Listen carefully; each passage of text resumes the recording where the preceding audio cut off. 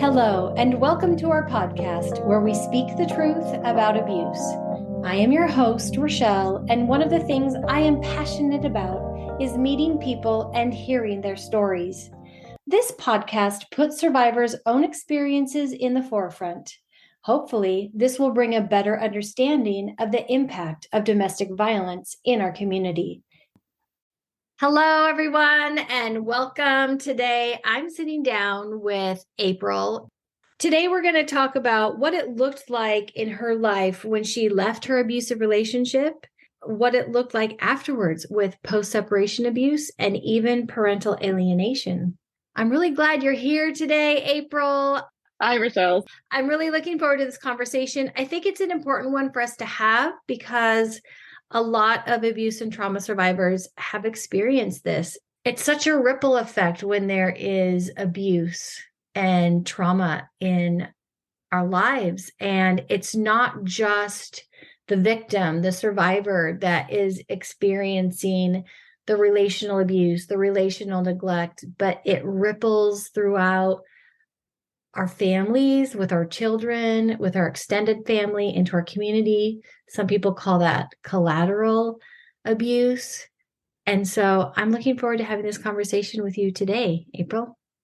Thanks, Rachelle. I'm happy to be here. And, I haven't really talked much about this except for with the SCARS group and with close people around me who, kind of need to be apprised of the conditions and what has happened and what made me today, I guess.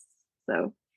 Yeah, that's so true. Oftentimes, the reasons that we do share what we've been through is because we have to catch people up. They're wondering why do you, talk the way you do or act the way you do? Why are you where you're at in life? Or why are your kids the way they are? How come you don't have your kids? Or, all these questions people have about where we are in life and maybe it doesn't look like, someone else. And there's a reason for that. It's because not only were we in abusive and traumatic relationships, but oftentimes it was ongoing and it didn't stop and there was no accountability and it made things difficult and even more harmful for our families. So I'd like you to share some of your experience with us today. Sure. So, gosh, this abuse has been ongoing for over 20 years now. I want to say 21 years now. So I had first left my abuser back in 2003. And at the time, I was very active in my church. He wasn't active, but I had a calling there that I would do every Sunday. And I was ready to leave. I had 3 children at the time. My family was, I lived in Utah. My family was in Utah, but I wasn't super close with them necessarily. I went to go talk to my bishop because I needed to give my notice so that they could find somebody else to resume my duties, and told him that I was leaving my husband, told him why, because he asked, and I told him that he was abusive. Gave him a couple of examples. At the time, he was very nice and offered me what I thought was going to be some significant help, which was in the form of counseling. But it wasn't outside counseling. It was church-sponsored counseling in a church facility by church therapists. This was a free service, which I needed because I didn't have any money. And in order for me to utilize it, though, I had to sign a confidentiality waiver so that the therapist could tell my bishop anything that we discussed in our sessions. Anyhow, so a few months went by, and originally I didn't know how bad the abuse was until thankfully the therapist was a good therapist and was telling me, well, this is abuse. This is horrific. I'm so sorry you're going through this. So through the process, I thought there might be a chance I'd get back with my abuser and, told the bishop that at the time that there is a chance. But towards the end of my sessions with this counselor, I had determined that no, I'm not going to go back into that situation at all. Um, Later on, the abuser went back to church, repented and enrolled the bishop to abuse me spiritually and shame me for leaving my abuser. So after that process of my abuser trying to get me to come back, we filed paperwork. I didn't have any money because he had opened up different bank accounts. He had already ruined my credit by the financial abuse because when I got together with him, his credit was terrible. And so, of course, we started opening everything up in my name. So I didn't have any resources like a credit card or anything I could put a retainer on. So we just drew up the paperwork ourselves, but he was very adamant that if I didn't agree to his terms, then he was going to take me to court for full custody, knowing that I wouldn't have representation. And his terms were really terrible. The custody was joint custody, but I waived my rights to child support. I waived my right to any financial standing as far as 401k, the house. I didn't even know at the time that I could have gotten alimony. I was very young. And so I basically just signed my life away and had to build everything up from scratch. I had nothing. Thankfully, my mother let me live with her for a few months. I was able to get a job and then shortly moved about 5 minutes away into my own place away from my abuser. April, we've known each other for several years and I've heard your story and I am just so glad to be your friend and to see your journey and how much you have healed from all of this and how amazing of a mom and businesswoman that you are now. But man, it's been work. I know it's been a process. And from where you came and when you were talking about the part of your story, I know it's so common for so many survivors who are getting out of abusive relationships. And that is wanting to leave and be free. And so often kids are in the mix and are used as a tool. They're weaponized and we leave with nothing. Mm-hmm. And that piece that you were saying of, wow, signing things away, 401k, not even knowing you could qualify for alimony. And now looking back, I'm sure that you'll, expand on this because so often, abusers will give their victims ultimatums like this. If you just comply, if you just agree, in my situation, my abuser said, don't have child support garnished. Don't report it. Don't have child support garnished because trust me, I will pay it. But this is going to make, and he would even threaten things like, if you have child support garnished, it's going to make me look bad to my job and then I'll get fired and then I won't have a job. And so I can't pay child support. And again, being so naive, and not that I immediately believed that, but it still put that fear in me. And that's all what so much of it is, some do fear for their life, but so much of us feared for our livelihood and how we would, have how the children would be supported, and along with all of the hard work that survivors are doing as well. And so, yeah, it's such a familiar story that I'm hearing. We different circumstances, but so similar. And I know that resonates with so many people who are going to be listening today, not just only themselves, maybe with a person that they were in relationship with, but they may even remember something like this from their own childhood. And so how that's so harmful to families and to it's so harmful to kids. And, you know, you're talking about two kinds of abuse, right? And so I'd love for you to expand on those and talk about what happened. But spiritual abuse, huge, huge, huge, huge factor that people do not understand is a thing. And then financial abuse. And that can look so many different ways. And exactly what you're telling in your story is just verbatim financial abuse. Yeah. So as far as the financial abuse, I didn't even know that there was a term for it until I met you. I knew that he had taken advantage of my clean credit. I was only 19 years old. I didn't even know anything.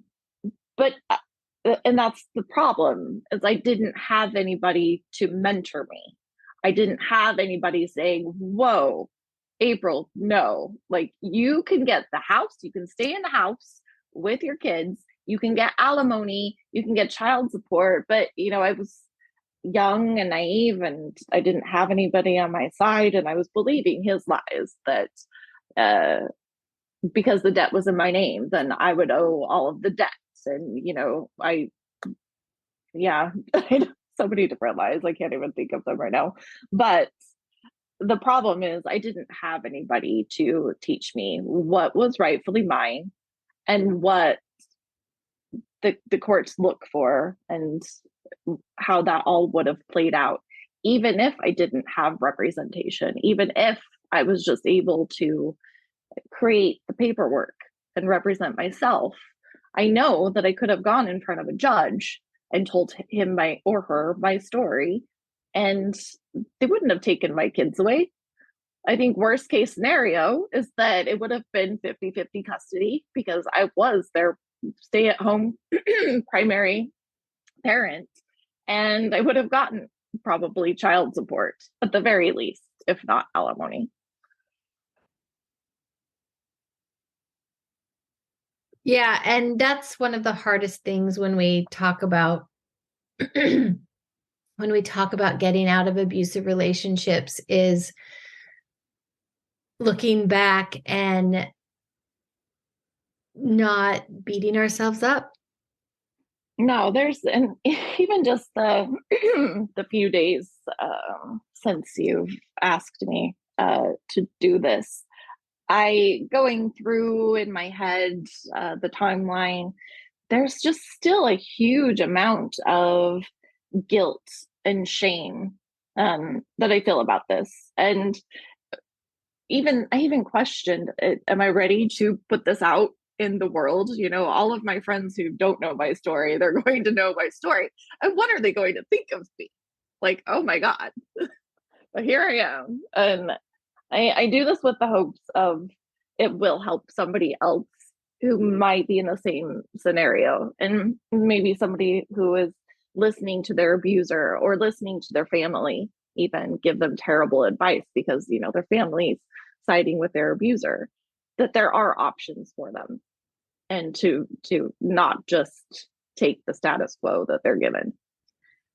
I wish we would have had us when we were going through this.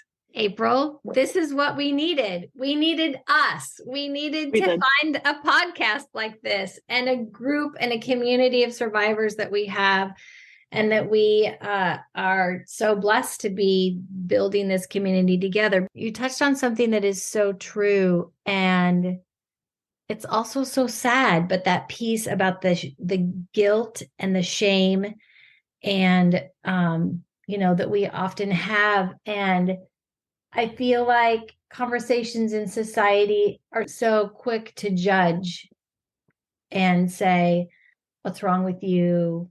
Why did you do that? It kind of plays into that, why did you stay, right? I feel like it doesn't just stop with why did you stay?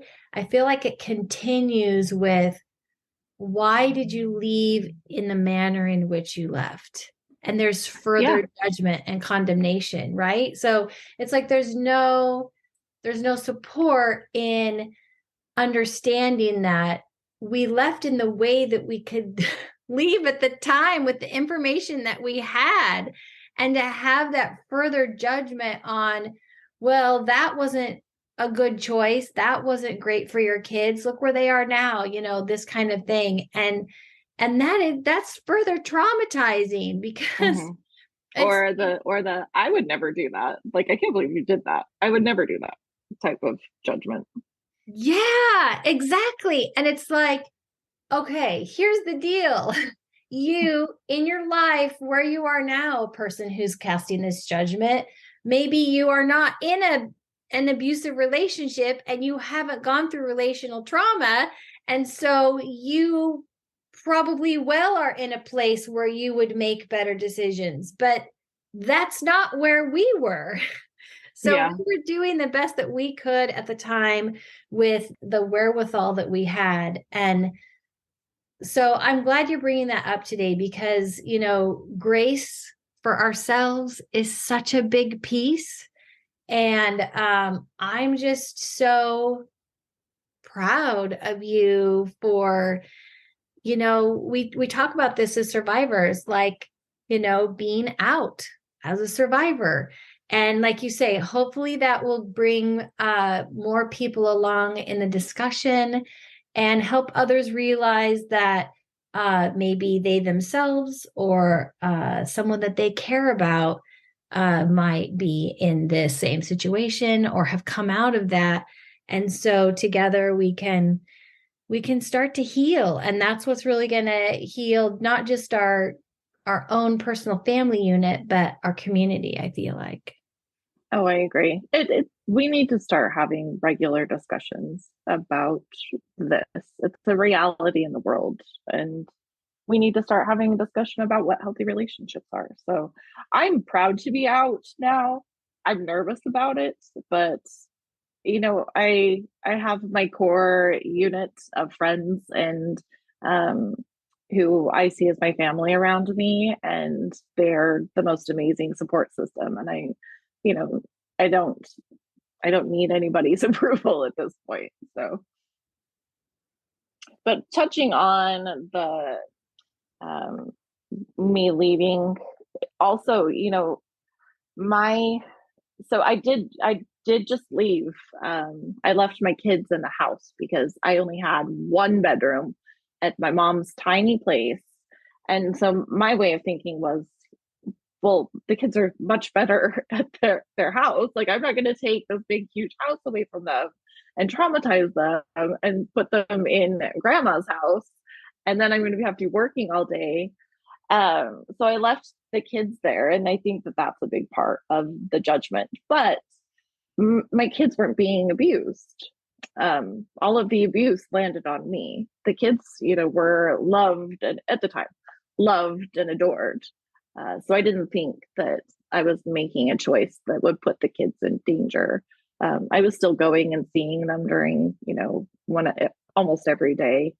But because of the manner that I left and my family judging me, my mom was a legal secretary and also a judge's clerk, a court clerk for her entire adult career. My mother could have advised me. My mother could have helped me draw up paperwork. No matter, it didn't matter how much I begged her. She just always claimed, oh, I don't know how to do that. Like, okay, but she knew the deal I was taking too. But, she was siding with my abuser instead of her own daughter. I think that's one of the hardest things for me to reconcile. And you bringing that up makes me think of a few things that I really hadn't thought of before. And that is the people in my life that, sure, okay, they didn't fully understand and know the abuse that was happening. Okay, I'll give them that. But then after I left and after I was trying to communicate the harm that had happened, and then still there were people that were standing there and saying, yeah, but Are you sure? I didn't know. I didn't realize. I can't help you. You still need to stay, or just minimizing it in some way. And yeah, and people who should have been the people in my life who would have been supportive. No, absolutely. And a big part of that for me, I had started to kind of step away from the church rules and the teachings, and my family saw that as well. And so, they just thought, well, she's, being influenced by the devil, and she's probably just lying because she wants to go out and drink a little alcohol and maybe go on a date 3 months after I had left. Who knows exactly what they were thinking, but I know that that played a part in it. And my abuser utilized that aspect because in my particular religion at that time, men held the power. It's a very patriarchal society. Women do not have a voice. And the most holy thing is a man who claims to be following all of the rules and being this great priesthood holder. And so he had, supposedly gone and repented to the bishop and started going to church and started telling, having all of these wonderful spiritual talks with my family members, and they got suckered in. He saw an opportunity to use the toxic patriarchy to manipulate my family and be against the woman who wasn't going to church at the time. And what was it like for you? You touched on that you were still being able to you still saw the kids on a daily basis. You felt like it was the best place for them. They were cared for. They had plenty of room. They were with all of their things in the house, and you were able to have a healing time at your mom's. But what was it like then after that time when you had been able to be with your kids, and then I know things changed for you after that? Yeah. So it happened pretty once the divorce papers were signed. I was no longer allowed to come over to the house. Before, it was always known that I was going to go and spend time with the kids. But he had started dating somebody, and he, claimed it was inappropriate for me to be going there anymore. So then I would just, take them to the park if the weather allowed, or out to eat. Which also was very financially draining to be able to find these activities to go do with the kids. But I had finally found a job. I had gotten a nice townhome just 5 minutes away from him. But a week after he got married, then I got the summons that he filed for full custody.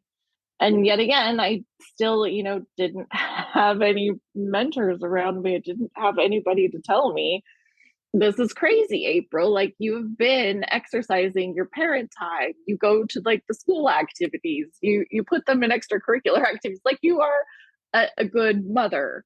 There's no way a judge is going to take custody away from you. And in fact, my mother was telling me that I should settle outside of court. And so what did I do? I called his attorney myself, and settled out of court. So I ended up taking less parent time.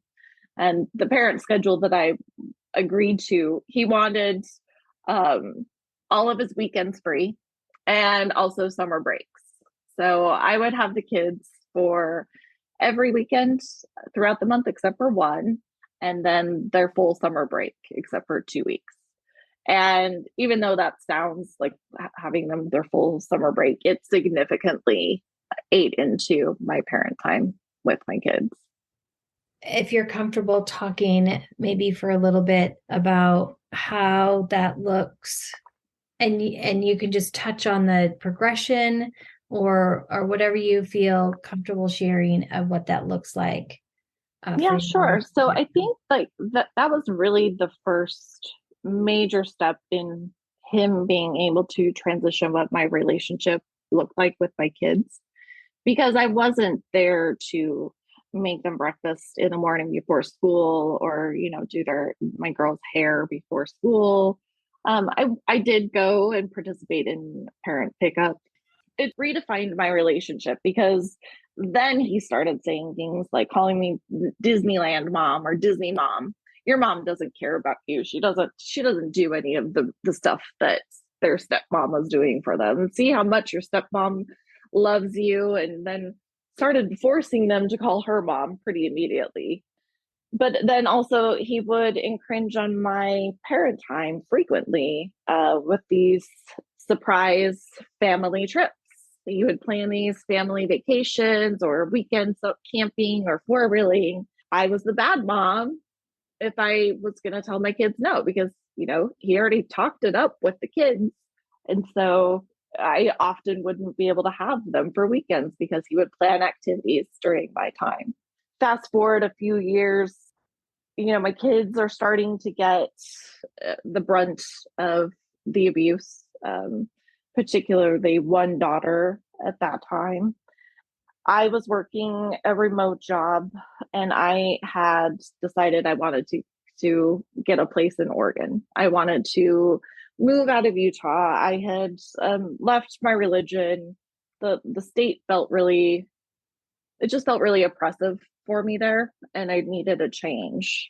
But I still had a place in Utah, and I was still keeping my parent time. I would go back every weekend to spend time with my kids. But about a month, and I didn't tell him that I got a place in Oregon, but about a month after that, the only people that knew were my family. And so I think my family told him. I got a knock at my door and then another summons for a petition for full custody. Thankfully, I was able to get a very wonderful attorney, who understood to some degree abuse. He certainly understood the power of the church in decision making. I was winning the first couple of motions. They just didn't.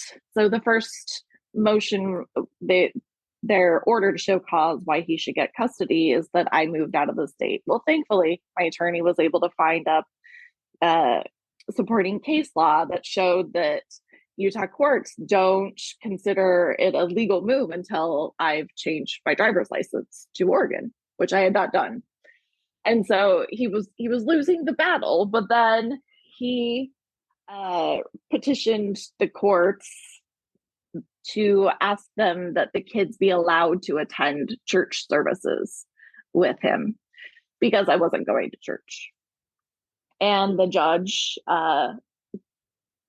ordered, so he didn't just grant it, he ordered that my children attend this very specific church service, a very particular religion church service, every Sunday. I was responsible for dropping them off, and he was responsible for dropping them off to me. So thankfully, even though that happened and my attorney couldn't do anything about it, I'm really grateful that I did have an attorney who knew where this case, he knew where it was going to go. Eventually, it would come out that I was not only not a practicing church member, but that, I wasn't believing anymore, and I had decided to exit out. So after several months went by where things just kept getting delayed with our court dates, and there hadn't even been an evaluation done at that point when the judge made that decision.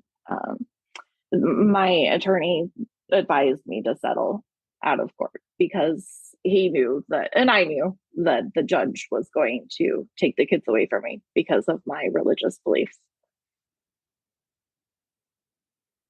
Wow, that's wild. And April, how are things now? How are you doing with, those feelings you were talking about, with the guilt that you think about how you had to make choices that you were forced to make. But now knowing that you did the best that you could and you did everything that you could, and where you are at in your relationship with your kids today, are you, I'm hearing in this story just that you have already found so much peace and confidence and knowing in your heart that you're in the right place for you and this has been what's best for you. And I know that you are thriving in so many ways. I've gone back and forth over the years of my healing, especially with the parental alienation that's happened. Having thoughts of, God, I should have just stayed. Like this abuse is so much worse than the abuse I was going through. I should have just stayed. But then I finally get through that particular emotion and realize I am very thankful for the life I have now. But thankfully, I have 4 children. I thankfully have a very good relationship with 2 of them. One of my daughters, despite her father telling her she can't, after about I think it was 2 years of not being able to see her, speak to her, she just reached out of the blue. And she and I, she calls me her best friend. We talk almost every day.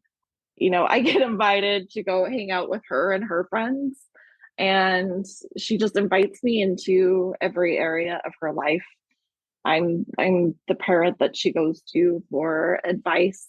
I'm the parent that she can, cry to, laugh to, and I'm so grateful that she had the awareness and the bravery to see the abuse and to stand up against it herself, because that was incredibly hard for her, and it still is.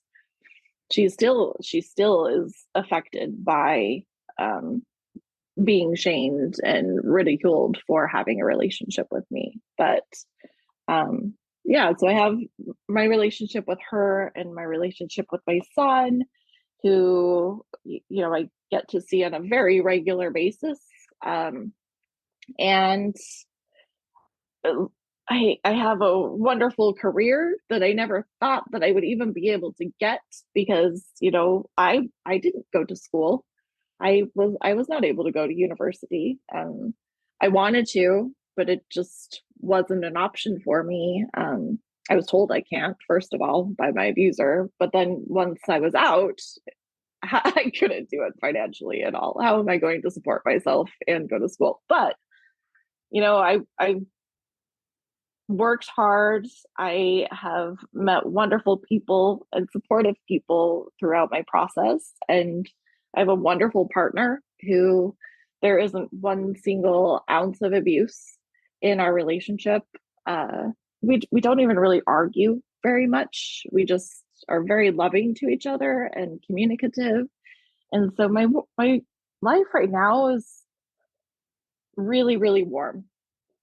A couple of years ago, did a lot. I mean, I've done a lot of therapy over all of the years, but a couple of years ago, I just really came to an understanding that the pain of me being alienated from my children is never going to go away.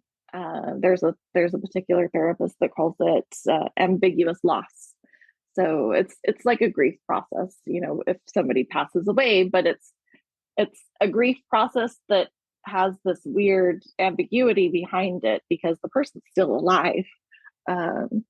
You just don't have access to that anymore. So I still deal with that, but I learned that I need to make myself as comfortable as possible living in that pain. And that's not easy to do, but it is possible. Throughout the years, I've dealt with so much depression and anxiety, and I still deal with PTSD symptoms even to this day. And thankfully, since I came to that understanding that, that that pain will always be there. I will always be grieving, and I can take care of myself in the best way possible, and I can make myself happy, and I can feel comfortable, and I don't have to live in the misery every single day because of what happened to me. Thank you for sharing just how deep it goes for a person who has suffered this kind of loss, yet how you have worked on yourself so much and made choices to take care of yourself. And when you were talking about your relationship with your daughter and your son that you do have, it made me think of earlier when you were talking about, healthy relationships and practicing healthy relationships. And really that's so encouraging to hear you talk about that. And that's really all we can do. And so you're now modeling that for your daughter and for your son. And now you are in a relationship with a loving partner. And I know that that's so much of it for survivors and for people in general, is recognizing what is healthy and what is unhealthy and what is abusive. And I just love what you've shared and am so encouraged. And, you'll always have that place in your heart, like you say, for your other children. And, but we press on. We press on and we move forward. And, we hold these spaces in our heart to take time when we need to grieve and to feel, because it's important. It's important for us to feel the loss, but yet, like you said, not let that define who you are, because you can take care of yourself and move forward. So any last thoughts while we wrap up? I just like to touch on that piece as well. Just the process of getting through this and dealing with grief. Having a community of women that I can go to when I have crisis pop up, when I'm hanging out with a bunch of gals and they're all just talking about this stuff like it's normal to talk about. I don't have that. Even though I have a very loving partner, I don't have anybody who understands that and doesn't look at me weird for what I've gone through, doesn't like have their jaw drop at the stories that I'm telling, like, holy crap, how this happens in real life, like this actually happens. So it's been a huge help for me during my healing. I still didn't fully understand what healthy relationships look like. I didn't really understand healthy boundaries and asserting my boundaries. A key factor in my healing and coming through the other end happy has been being able to have a supportive system behind me of people who understand and who care. Yeah. And having understanding people in our lives is so important. I really think it is key. And learning what that support needs to look like for us individually. And it's okay for us to have needs, right? That's something that was so, foreign, is to think about, oh, what are my needs? But then as we do recognize our needs, then we can take steps to have those needs met. And I think that is just so great. So I appreciate you meeting with me today, April. This has just been such a good experience, to such a great time to hear from you and even more of your story and the kinds of things that you were facing and what that was like. I could just feel myself being there and just with you and wishing that I was with you, right? And so hopefully we can be there for others now so that there won't be as many people who are, going through this alone. No, I'm really grateful that people coming out of abuse at least have a support system and do have mentors there.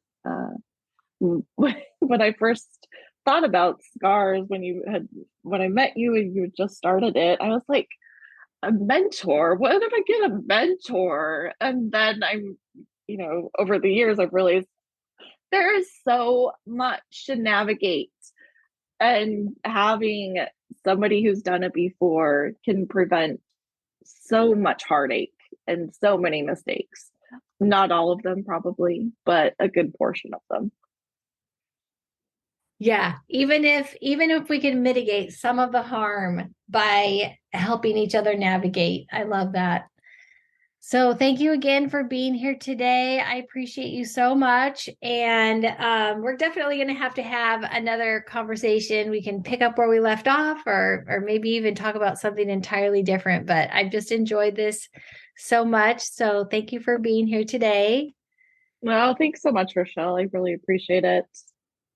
Thanks, everybody, for being here today. This has been a really great conversation with April. We appreciate everybody hanging out with us for this conversation and hanging out with us for this podcast. And we will see you in the next episode. Thanks. Bye. Thank you.